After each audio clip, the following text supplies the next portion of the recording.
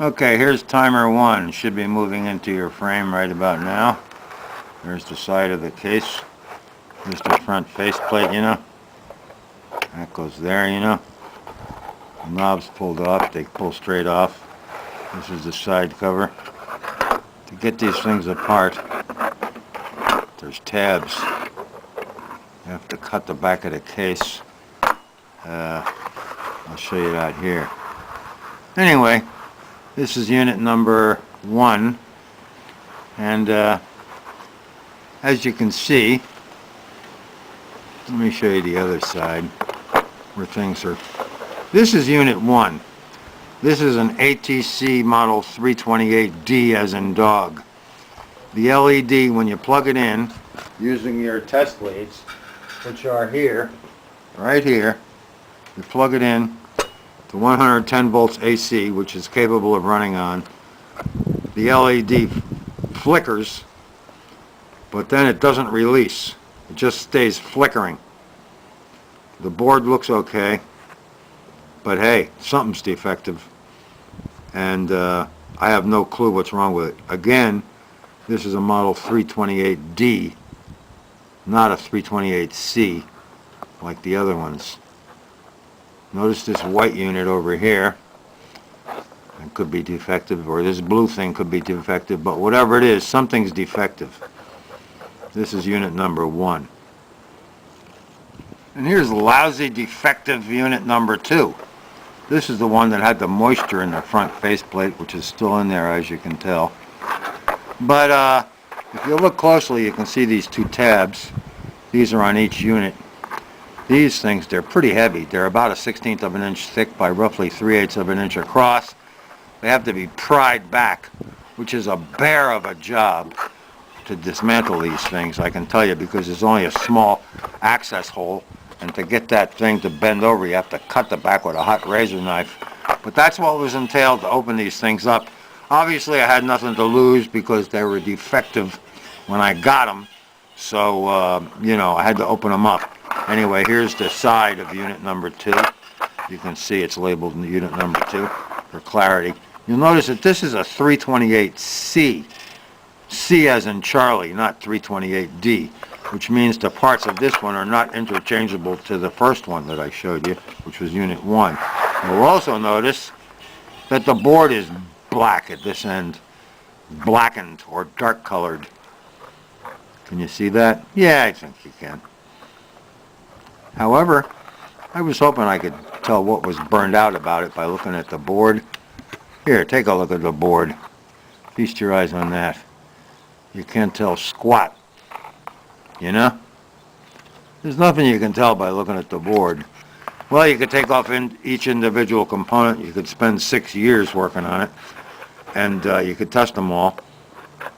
And even then, you might not be able to figure out what's wrong with the thing because there's little tiny chips and blah, blah, blah. So this is unit number 2. Water drops in the faceplate. What happens with this one? The LED on the front doesn't light at all. So I dismantled this one first. Something's burned on the board. You'll notice that the relay has a fogged lid on it.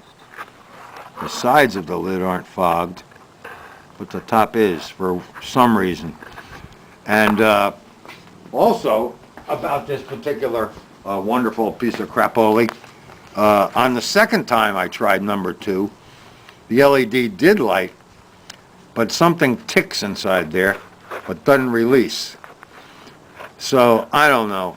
These, I tried to pry off the cover of this contactor, thinking maybe I could put some 600 or 1200 wet and dry in there and sand the contact points.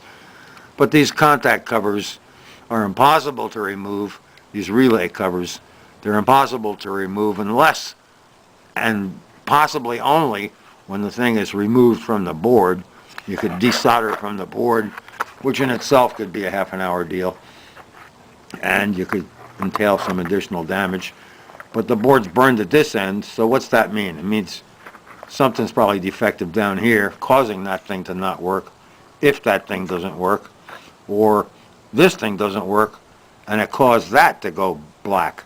But whatever it is,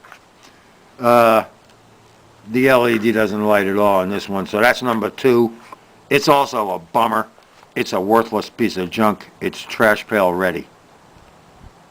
And moving into your field of view right now is worthless piece of crap number 3. Timer number 3, a recent eBay buy, shipped to me from Macon, Georgia. This one here, you know, there's the front faceplate. And again, these are those things you have to pry back to get the thing to open up. Not only do you have to pry these things back, which is pretty nearly impossible, you have to use a combination of prying and hammering to get those things to open up. But the hammering didn't bother him. I wouldn't have opened these things up if at least one of them worked. But none of them worked. So I didn't have anything to lose, so I had to open them up. But here's the case. You can see it's conveniently labeled number 3. This is a 328C as in Charlie, not a 328D like number 1. That means it's the same unit as number 2, but not the same unit as number 1. It's a different model. However, you'll see, here's the board on number 3. You can see plainly on the right-hand side of your screen at this time by my finger where I'm moving over here. That board is bent. Here, take a close look. Take a close look. There you go. That's bent, all right? It's not bent, I mean it's blackened. So something's burned on the board. Let's turn it over and look at this side, all right? Here you go. Take a good close look up in there. There's nothing you can see, right? Little tiny resistors. You can get them stuck under your fingernail and whatever. This one has a relay. This one, the relay is clear. And what's wrong with this one? This is number 3. Here's my crib sheet. Something was loose inside. It fell out. It turned out to be a part of this thing over here, which is not really a critical part. It's just a detent feature. But this thing worked the first time I plugged it in for a second, but not afterward. After that, it ticks and it tries to release, but it doesn't. The light stays on, and I got the same lousy result in the second test. So I dismantled it, found another burned board, and you know, the tiny spring fell out, but that spring is not the problem. It wasn't causing it not to function. It just turns out that this thing is another totally worthless thing. So what's the bottom line? The bottom line is, yeah, I bought these things as is or where is or untested or whatever the listing said. However, you know, and the listing also said they were all 3 alike, which they weren't. However, the deal about it is if they're untested, you know, you'd think in a bad day you'd get 1 out of 3 that was good. But what do you get? You get all 3 are bad. So what's that mean? That means, as far as I'm concerned, all 3 of them are absolute garbage. They're totally worthless. They have less than 0 value. These things are a liability. They weren't worth paying the shipping on. They certainly shouldn't have been listed on eBay, and they shouldn't have been offered for sale anywhere because they have no value. Here's you have to cut the, I'll explain to you later, but this thing these tabs go in there around the back of the case, and when the thing is assembled, these tabs have to be bent up, and they're stout tabs, so they're really hard to get bent straight so you can get the case open. So, you know, I got about an hour and a half in, 2 hours working on these things, just to get them open and to make this movie and list what the defects are. But these things are like absolutely, positively worthless beyond any shadow of a doubt.